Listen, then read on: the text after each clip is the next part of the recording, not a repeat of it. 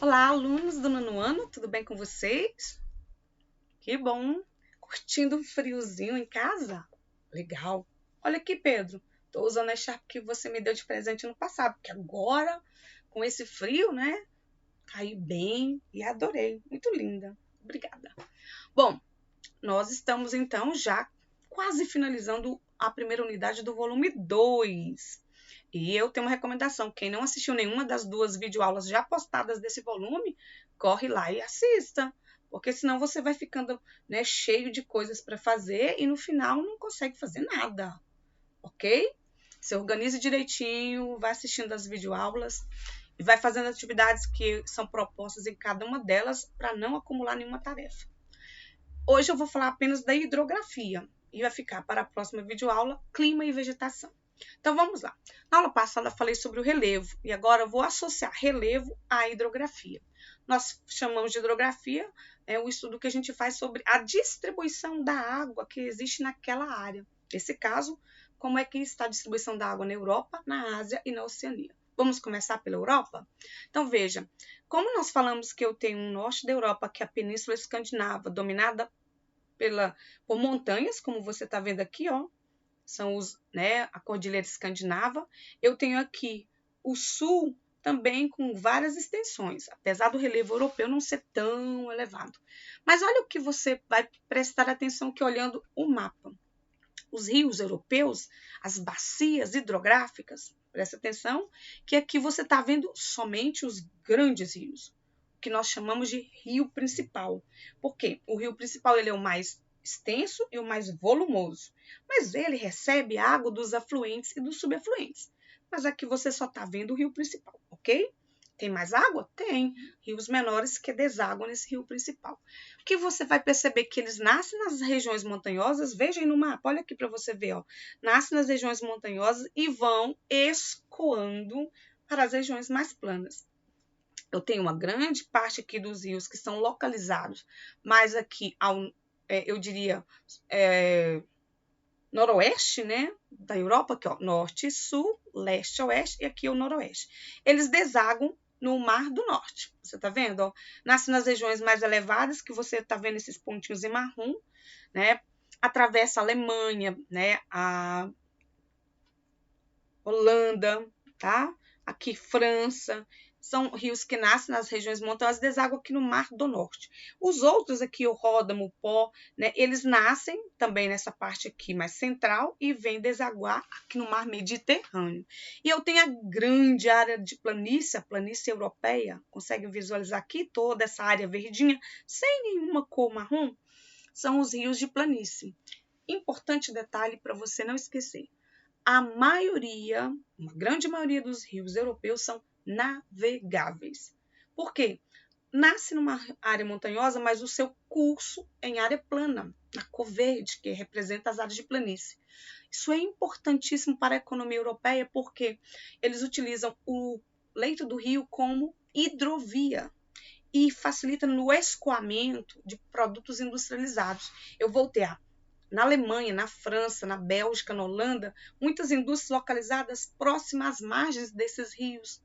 Por quê? Porque produz e as embarcações transportam até os portos. O maior porto do mundo de Rotterdam está bem aqui nessa região do rio, aqui na bacia do Reno, e que vai ser um canal de escoamento para o mundo todo. Há uma grande produção industrial nessa região, com exportação para várias áreas do mundo, feita a partir do escoamento, né, usando o rio como rede de transporte. Olha que legal. A vantagem disso é que, usando o leito do rio como hidrovias, você retira das rodovias caminhões pesados, carregados de cargas, e que poderiam estragar, né, as rodovias, causar acidente. Então, isso é um aspecto positivo em rios navegáveis, em rios de planície, como é a maior parte dos rios europeus. Aqui em Portugal, aqui um rio de destaque é a bacia do rio Tejo, importantíssimo para Portugal. Ele também nasce numa região montanhosa, como você está vendo, mas ele percorre um caminho de planícies e deságua aqui no Atlântico. Também usado para o escoamento, né, de safra agrícola de regiões industrializadas, e também um importante rio que se torna uma atração turística, porque ele passa, né, corta importantes cidades portuguesas. Então, vamos lembrar alguns nomes que você vai encontrar, né? Olha, na página, eu quero que você abra aí no seu livro, na página 15, não, na página 15, não, na página 13. Aqui na página 13, você pode marcar no seu positivo o nome do rio, onde ele nasce, né, e o destaque. Começa aqui, ó, na Inglaterra, capital, Londres, não vai aparecer o rio aqui, porque ele não é o principal, mas você vai ver uma parte dele aqui, que é o Tamisa. O rio Tamisa é um rio de destaque da Inglaterra, né, a capital londrina, e ele sofreu muito durante as revoluções industriais, que a Revolução Industrial nasceu na Inglaterra, porque ele foi, né, o rio onde recebeu todo o rejeito industrial, todo o lixo, né, que era descartado tanto pela indústria como também, né, o lixo urbano, e o rio foi, ao longo de tanto tempo, recebendo esses rejeitos, se tornou um rio morto. Morto por quê?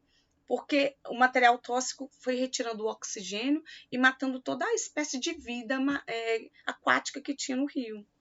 Só que o governo londrino investiu pesado, né? Investiu muito dinheiro e muita tecnologia, e eles conseguiram revitalizar o rio Tamisa. Hoje o rio voltou a ser um rio com vida, um rio que é preservado, né? Um rio que corta a cidade londrina, sobre o qual tem pontes bonitas que liga regiões, né, da capital, e que são, né, pontos importantes para o turismo e para atividades próprias, né, que são desenvolvidas ali, circulação de embarcações que carregam turistas. Os rios europeus todos têm esse papel. Por quê? Os estados europeus, os países, são de territórios bem pequenos. Então, os rios, eles atravessam inúmeras cidades. E por eles serem navegáveis, eles transportam também pessoas de uma região para outra. É um meio de transporte muito usado. Sem contar, né, a Veneza, uma cidade italiana que tem suas ruas, são canais, né, por onde a água é a rua, onde as gôndolas carregam pessoas, e o turismo também é forte, também tem essa relação, né, da água aí. Eu tenho, na capital francesa, eu vou ter o rio Sena, tá vendo aqui? Né? Já na Alemanha, eu vou ter o Elba, você tá vendo o Elba? O Reno, tá Rhein aqui, mas é Reno em português, tá? E o Danúbio, muito conhecido, o Ródano, o Tejo já falei, né? O Volga, tá? Esses nomes aqui é bom você dar uma olhada e memorizar. O Volga na área de planície, né? O Reno aqui na região alemã, entre França e Alemanha, tá? O Tejo aqui em Portugal, o Tíber aqui na região da Península Itálica, na Itália, o Danúbio na região da Península Balcânica. Tá? O que eu tenho que lembrar? A maior parte dos rios europeus são navegáveis e importantes no transporte de pessoas e de mercadorias também. Tá? Nessa área de planície, eu preciso lembrar que os rios também se constituem aqui de importantes fontes para irrigação na agricultura. Essa é a área mais plana e a área também onde há grande produção de cereais, porque a região da planície europeia está numa faixa de clima temperado, e a planta que se adapta a temperaturas amenas abaixo são os cereais, né, que constitui também a base alimentar da Europa. Trigo, cevada, centeio, todos os cereais usados tanto, né, na produção de farinha, de bebida, como a cerveja, né, que precisa de cereal para fazer a matéria-prima. Então, aqui eu tenho matéria-prima para bebida, para alimento, tá? E para exportação. Ok? Vamos para o próximo continente, que é a Ásia. Fazendo a primeira associação, como a gente falou. Eu tenho uma extensa cadeia montanhosa aqui, que é o Himalaia. Eu tenho aqui também a cordilheira aqui da Península Arábica. Então, por isso, você vê o seguinte. Essa faixa centro-norte aqui é uma região de clima frio. Esses rios aqui, os principais, o Obi, o Yenisei, o Lana, são rios que vão ter a sua água congelada a maior parte do ano. E centro-sul, vamos ter, aqui na Península Arábica, você está vendo que eu só tenho 2 rios principais de destaque, o Tigre e o Eufrates. Lembrando que foi, né, a margem desses 2 rios, ou na porção entre eles, que formou-se uma das mais importantes civilizações da Era Antiga, né, da Idade Antiga, que é a Mesopotâmia. Isso para nos mostrar que o homem, sempre que surgiu sobre a Terra, ele sempre povoou primeiro áreas próximas ao rio, pela necessidade de ter água pela sua sobrevivência. Aqui eu tenho o Mar Cáspio também, que é um tipo de mar que eu chamo mar fechado, porque ele não tem saída nem para o Mediterrâneo, nem para o Índico, né? E por que é mar? Por causa da extensão e porque também ele tem água salgada. Eu tenho aqui na região da Índia, né, já que eu tenho a Cordilheira do Himalaia, então eu tenho uma área montanhosa, onde nasce o rio Amudarya, né, o rio Siridária e dois rios conhecidos, que é o rio Indo e o rio Ganges, os dois principais rios indianos. O Indo, apesar de não nascer na Índia, ele também entra, né, em território indiano, e o Ganges, que é um rio completamente, né, dentro do território da Índia. O rio Ganges ele é muito conhecido porque ele é considerado pelos indianos como rio sagrado. Né? A cultura indiana diz que aquelas águas são sagradas, são medicinais, né? Onde eles tomam banho para tratar das doenças físicas, psicológicas, e onde também eles lançam cinzas, né, dos seus mortos, ou quando não tem condição de cremar os corpos, eles soltam também o próprio corpo, né, dentro do rio Ganges, porque acredita pela sua cultura religiosa de que é o rio da purificação. Purifica quem está vivo e também quem já morreu, tá? É um rio muito poluído, principalmente por esse aspecto cultural, né? Já se pensou em fazer a revitalização, mas tem essa questão cultural de que o rio tem que ficar meio que intocado. E também, por mais que se faça campanhas para conscientizar as pessoas de que não é correto, né, lançar corpos em decomposição, cinzas de mortos assim, e se banhar ao mesmo tempo, é uma questão cultural difícil de resolver. Aqui na parte sudeste da Ásia, você está vendo aqui onde está a China, eu tenho duas grandes bacias, o azul e o amarelo, Yangtze e Yangtze. Então, são os dois maiores rios. Obviamente que, como eu disse, há rios menores. Mas aqui, ó, nessa bacia hidrográfica do Rio Amarelo, é onde também a China, em 2011, inaugurou a usina hidrelétrica de Três Gargantas. É a maior usina hidrelétrica do mundo. Um potencial de geração de energia gigantesco. Por quê?